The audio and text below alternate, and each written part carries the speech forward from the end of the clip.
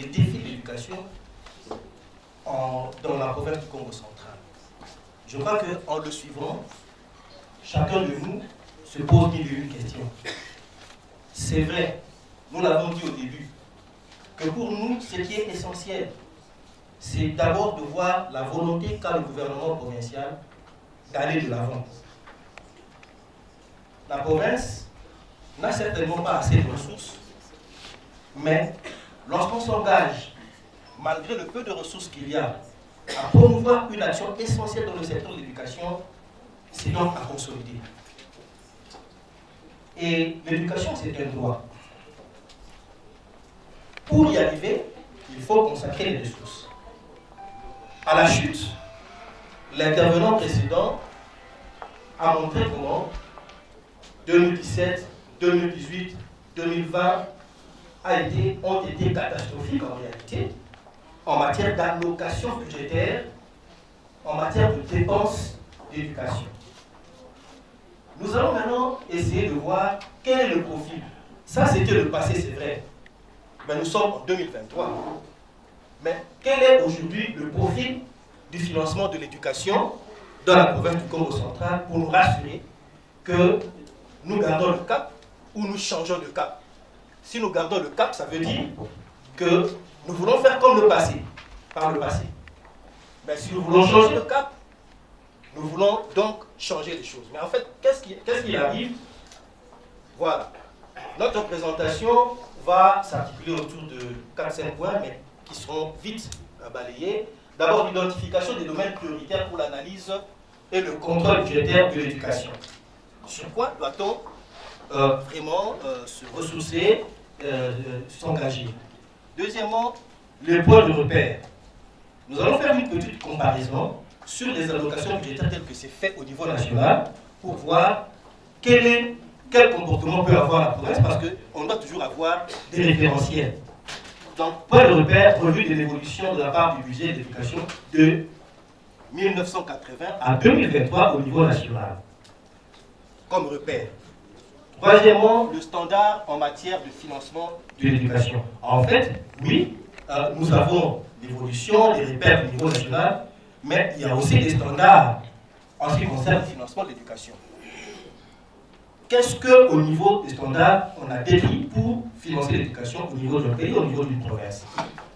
Quatrièmement, c'est pour voir pour 2023 quel est le profil de financement de l'éducation. Qu'est-ce que la province du Congo central a prévu pour l'éducation, pour financer l'éducation, parce que nous voulons nous engager dans ça.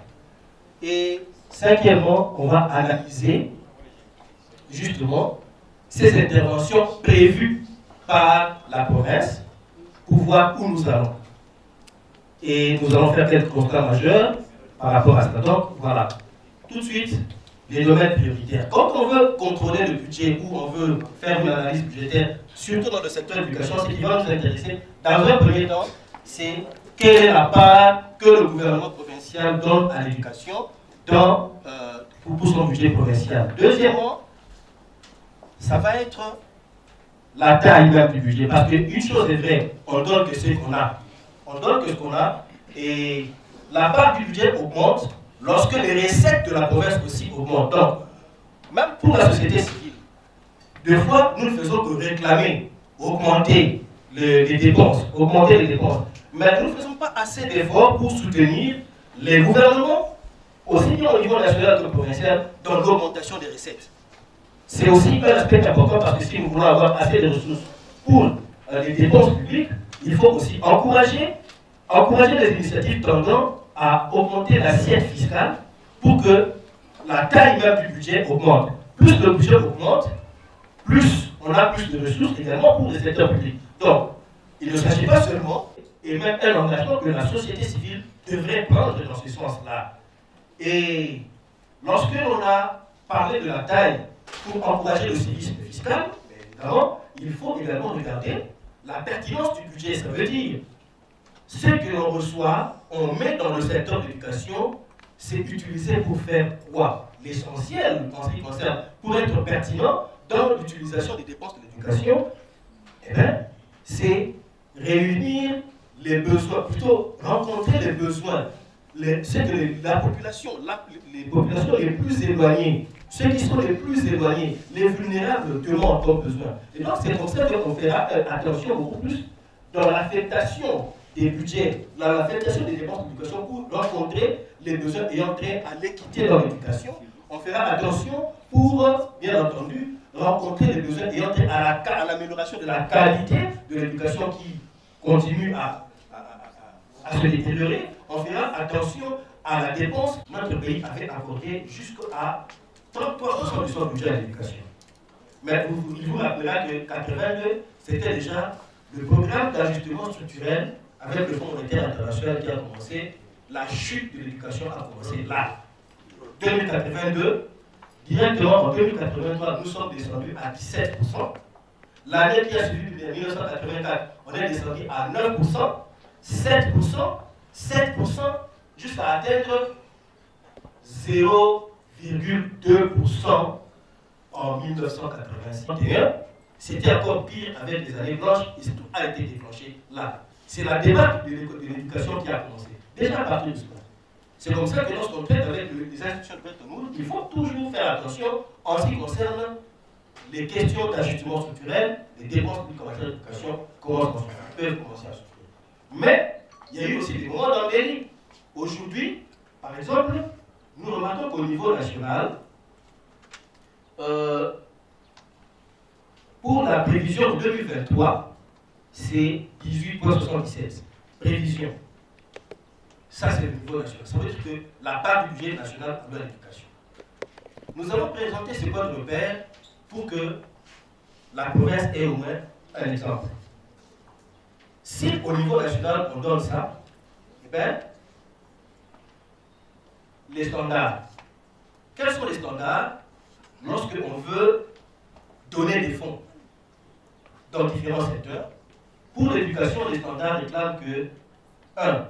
Le gouvernement consacre au moins, en ce qui concerne le référentiel en termes de PIB, au moins 4 à 6% du PIB à l'éducation. Si ce n'est pas cela, c'est consacrer au moins 15 à 20% des dépenses publiques à l'éducation. Ça, c'est le standard. Pour se dire que non, voilà, nous commençons à nous intéresser vraiment dans l'éducation. Alors, quelle est la situation du Congo central? Je crois que le tableau là n'est pas assez clair, mais tout en ce qui concerne le 2023, en ce qui concerne 2023, donc, on remarque en résumé que, sauf erreur de notre part, toutes les dépenses prévues et qui vont aller dans le secteur de l'éducation représentent 4,26% du budget provincial à l'éducation, jusque-là. 4,26%. Alors que nous sommes le référentiel, c'est au moins l'investissement. Plutôt 96% du budget de l'éducation est orienté vers l'investissement. Ce qui est véritablement important, qui est quelque chose à encourager, parce que quand vous prenez la même tendance au niveau national, c'est l'inverse. L'investissement est presque sous-représenté, mais ici, c'est 96%, c'est peu, 82%, c'est peu, seulement représente à peine 3,24%. C'est vraiment une tendance à encourager.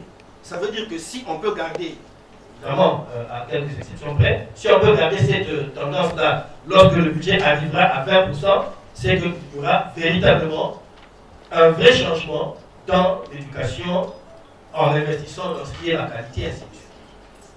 Alors, si nous revenons au tableau qui est là, on va remarquer qu'il y a un grand effort qui est orienté vers la construction, réflexion et réhabilitation. C'est environ 15 milliards de francs au total pour la construction, réhabilitation des écoles et au moins 13 milliards pour les équipements. Ce qui est vraiment très encourageant. Maintenant, quels sont les constats majeurs? avouer que même si il y a ce que nous disons que c'est encourageant, il faut dire que 4,26%, c'est encore peu. C'est encore peu par rapport au référentiel, même par rapport aux besoins de la province, aux besoins des communautés. C'est qu'il faut également se dire que, et nous l'avons déjà dit, plus de 90%, c'est aussi un constat majeur, plus de 90% orienté vers l'investissement, c'est quelque chose d'encourageant. Donc il y a à boire, il y a aussi à manger, mais à manger, nous voulons manger en ce qui concerne l'augmentation, l'effort, continuer l'effort vers l'allocation de plus de ressources. Alors, quelles sont les opportunités que la province, en termes de financement, a? C'est déjà l'initiative que l'on a de créer une agence pour la promotion de l'éducation et de la formation. C'est déjà une initiative. C'est une opportunité qu'il faut peut-être saisir pour pousser davantage en ce qui concerne le financement de l'éducation. Et deuxième opportunité, c'est la prédisposition à voter et promulguer un édit sur le financement de l'éducation. Ça veut dire qu'on veut avoir une agence, c'est vrai, mais les ressources pour alimenter cette agence, c'est même une alerte que l'on devrait faire, doivent avoir un soubassement juridique. Et ce soubassement juridique, cet instrument légal ne peut être donné que par l'Assemblée provinciale. C'est ainsi que nous attirons l'attention de l'Assemblée provinciale pour que vite, il donne au gouvernement provincial le soubassement qui peut permettre justement de justifier que l'agence a des ressources. Et ces ressources sont des ressources légalement tirées par un instrument juridique bien voté et promulgué. C'est important. Et c'est également une opportunité que nous ayons des députés qui acceptent de s'engager à élaborer et mettre dans l'agenda de l'Assemblée provinciale la question de l'éthique sur le financement de l'éducation, à le voter et que le gouverneur promulgue pour que ça lui donne la possibilité d'affirmer l'ambition d'avoir une agence assise sur des ressources légales par rapport à cela. C'est important. Alors, cette bonne pratique-là, on peut les trouver dans l'autre opportunité, c'est d'avoir à côté, toujours en République démocratique du Congo, des provinces qui ont également des bonnes pratiques. Autant le Congo central a une bonne pratique, elle peut aussi se ressourcer sur d'autres provinces qui ont également d'autres pratiques et mutualisées. Un exemple, la province de l'Équateur a été la première parce que nous incitons, nous demandons aux députés provinciaux de donner l'instrument juridique, ça veut dire un édit, au gouvernement comme soubassement aux ressources de l'agence, ou appelez ça comme vous voulez, agence ou service, en tout cas, que les ressources de cette agence-là soient des ressources légales par un instrument juridique, un édit. Et bien, dans ce sens-là, il y a des provinces qui ont pris de l'avance. On peut citer l'Équateur, la province de l'Équateur qui l'a fait il y a déjà 3 ans. 3 ans. Il y a 3 ans, la province de l'Équateur a voté, c'était la première province à voter l'édit sur le financement, le mécanisme de financement innovant de l'éducation. La deuxième province, c'est le Kasaï central, qui vient de le faire le 20 décembre 2022. La procédure a commencé au Congo central, mais ça a pris du retard. C'est comme ça que nous insistons et nous interpellons en même temps. Nous encourageons l'Assemblée provinciale et peut-être les députés provinciaux que vous représentez, monsieur l'honorable rapporteur, que si il peut y avoir, on peut prendre le défense par rapport à cette question, on donnerait encore l'espoir aux besoins des citoyens, de ces enfants qui crient à travers la province. Et l'autre exemple, c'est au niveau du Kasaï central. Par rapport à l'édit, on peut trouver des exemples à l'Équateur et au Kasaï central. Au Sud Kivu aussi, il y a un très bel exemple, ils ne sont pas encore arrivés au vote, mais déjà le processus Et là, donnez-moi juste une minute, je vais chuter. Alors, l'autre bonne pratique, c'est au casse central, c'est par rapport à l'allocation de la part du budget alloué à l'éducation. Le casse central, en 2022, n'avait donné à l'éducation que 0,58% à l'éducation. Insignifiant. Ça veut dire que c'est presque rien. Et 95% des fonds alloués servaient seulement au fonctionnement du ministère. Mais l'année 2023, dans les prévisions budgétaires, ils sont passés de 0,58 à 22% du budget provincial alloué à l'éducation. C'est aussi une bonne pratique.